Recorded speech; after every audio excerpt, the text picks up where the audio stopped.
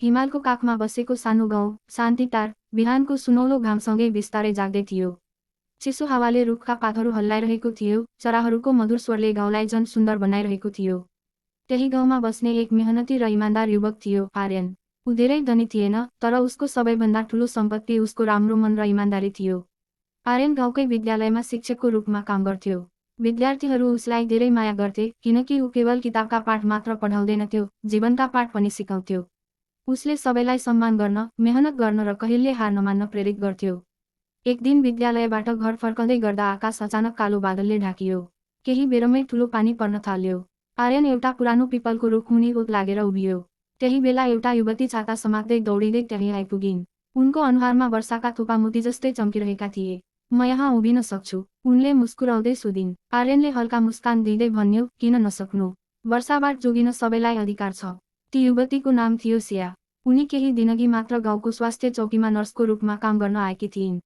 दुवैबीच सामान्य कुराकानी सुरु भयो। वर्षा रोकिने नामै लिइरहेको थिएन, त्यसैले उनीहरू धेरै बेरसम्म जीवन, गाउँ र भविष्यका सपनाबारे कुरा गरिरहे। आर्यनलाई सियाको सरल व्यवहार मन पर्यो। सियालाई पनि आर्यनको विनम्रता र इमान्दारीले प्रभावित बनायो।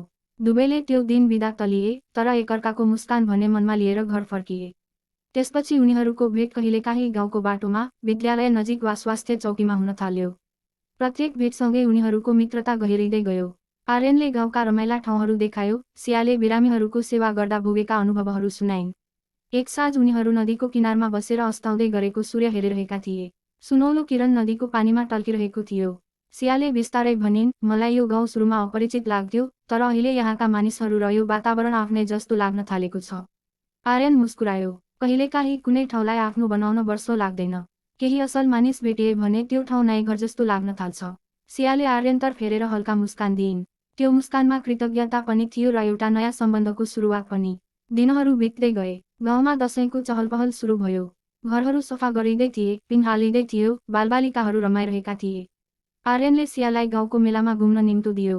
सुरुमा उनी अलि हिचकिचाइन्, तर पछि स्वीकार गरिन्। मेलामा दुवैले स्थानीय परिकार खाए, पिङ खेले, हस्तकलाका सामान हेरेर धेरै फोटो खिचे। त्यो दिन उनीहरूको हाँसोले मेलाको रमाइलोपन अझ बढाएको जस्तो लाग्थ्यो। राति घर फर्किने बेला सियाले भनिन्, आजको दिन म कहिल्यै बिर्सने छैन।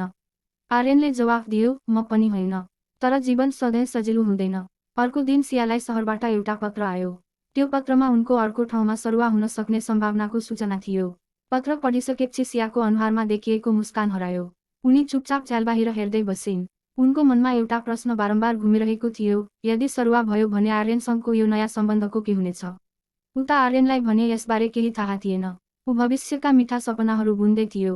तर नियतिले उनीहरूको प्रेमको परीक्षा लिने तयारी गरिसकेको थियो। यहीबाट आर्यन र सियाको प्रेमकथाले नयाँ मोड लिन थाल्यो।